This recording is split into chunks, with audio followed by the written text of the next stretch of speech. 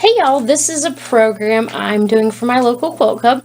I had a friend ask me about a live feed, and we're not going to do that. So instead, I'm pre-recording it, and the program is about a stained glass quilt, which you can see one right above me. I learned this when I was living in Fort Worth from the Long Arm Quilting Academy, and to do this, you'll need a design, and the design I used, pardon me for looking at my phone, I just went to Pinterest and Googled stained glass and stained glass quilting. So this is the one I've picked, and I drew it on an 8.5 by 11 piece of paper. You can make it as big or small as you want. You need fabric, and I've kind of preset some of the stuff up for time. So the inside is the 8.5 by 11, and then I just made a border to go around it and went ahead and pieced it together. I have my batting and then muslin for the back. So not an exciting background, but it's going to be a wall hanging, so nobody can see that. And then you'll need it's Clover Quick Bias tape. It's kind of hard to see. The lighting in our house is not super fantastic. I got this when we were doing the class, but I saw that Amazon has it. I think Joann's Online has it, so just you can Google it, and it's 1/4 inch wide. And then Steam a Seam 2 is another thing. I've gotten this at Hobby Lobby. A lot of different craft stores have it.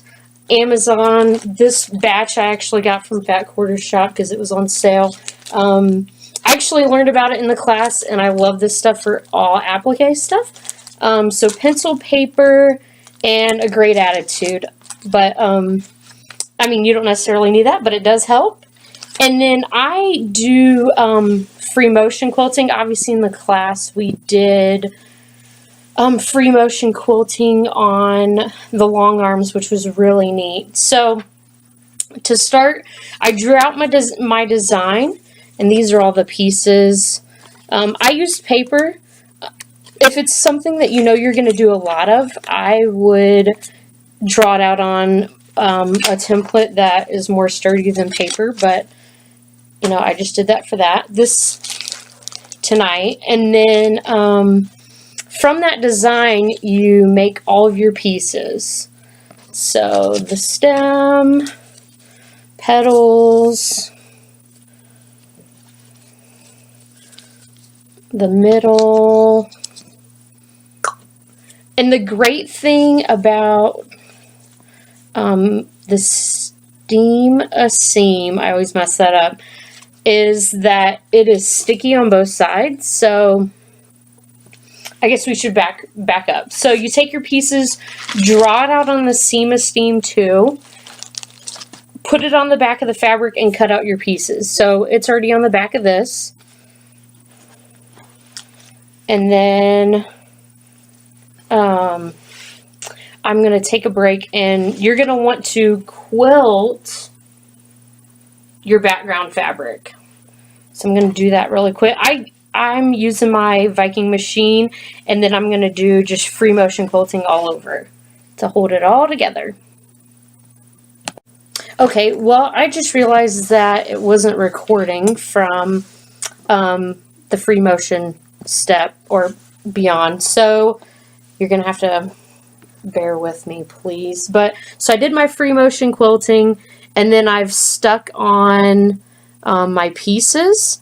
And what I was saying initially is that seam to seam is really great because I peeled off the backs, stuck them on there, and it's initially just sticky. So if you don't like the way the stem is, you don't like the way your leaves are, your petals, anything like that, you can peel them up and re-stick them. So then you'll iron it down, and I've ironed it down so you can see that you can't peel it up, which is awesome. It makes applique really, really easy if you're into doing the zigzag kind of new school way of applique. But now I'm going to do some free motion quilting over it again. And this, you know, initially when I did my free motion quilting, I just did bubbles and things in the background, nothing that really meant anything, so to speak. But this time I'm going to do more decorative elements in, you know, making the petals look more petal, leaf look more leaf. But yeah, I will pause it again. I'll make sure I get the camera rolling again to show you guys the next step. And also, this is really good to practice your free motion quilting, was a thought I had earlier. So bear with me. Thanks. Okay, so I'm back, and I only did part of it because, again, I am going to use this for another class. And it's really hard to tell, but I guess for next time, use a different color. So I quilted over my leaves, my stem, and one petal. The next thing you're going to do is take your quick bias tape, and this does have a sticky side to it as well. And you're going to stick it, and I'm going to use pins. It does have stick, but it's not necessarily super sticky, and this part has been peeled away for a while. So you're going to go over, and I'll show y'all.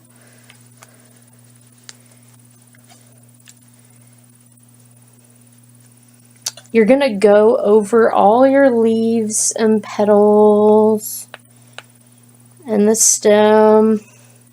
Go around anything you want, basically.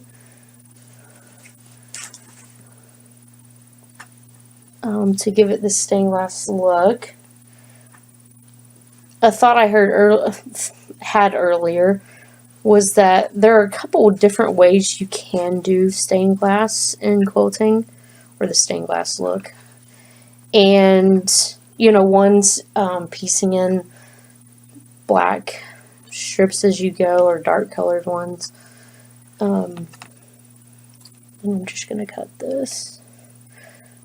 And then another would be to do similar to this, but applique over your design, which again sounds really tedious. But this way is a quick way. So here's round one. And then just do a zigzag stitch on top of it, and it stays in place, and you're good to go. And you can do as much or as little as you'd like. I can pin over another piece. And the raw edge doesn't matter necessarily because you're doing that zigzag.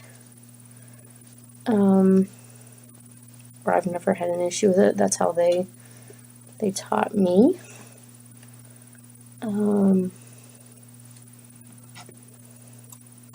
I think this is going to look really, really neat when it's done.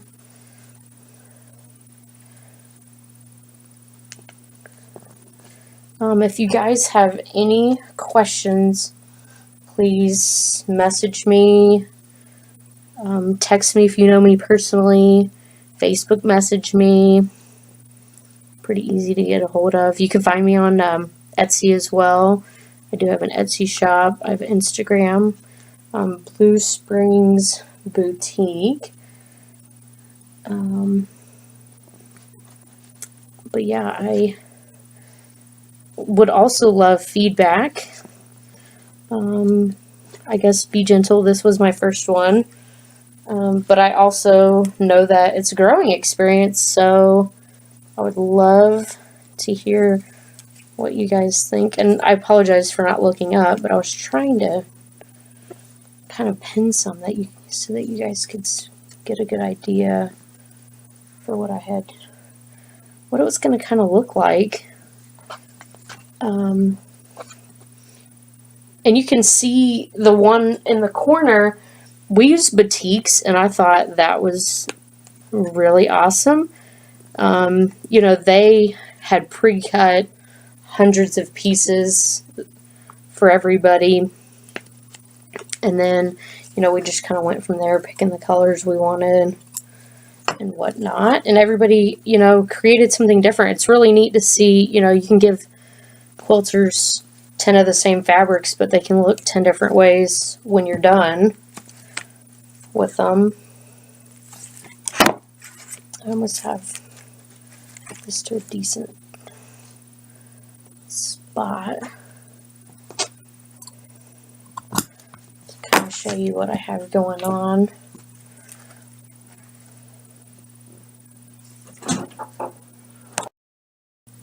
Sorry about that. My husband was checking in on me because I hadn't answered in a while.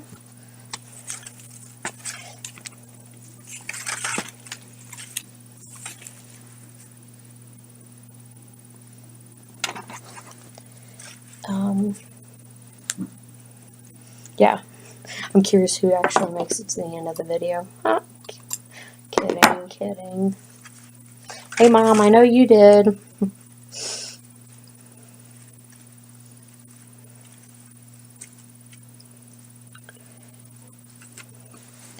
Okay, so here's a pretty good idea. Again, I've just pinned all that down. And on the bottom, I probably won't start at the half. I'll go back and do one straight across like I did at the top. But I was just giving you guys an idea. And then, you know, you can always go in and put them in the middles too. Just like the one up top, I did that. But yeah, a quick little wall hanging. And I hope you guys did learn something. Please, again, feel free to contact me, and I'll talk to you guys later. Bye!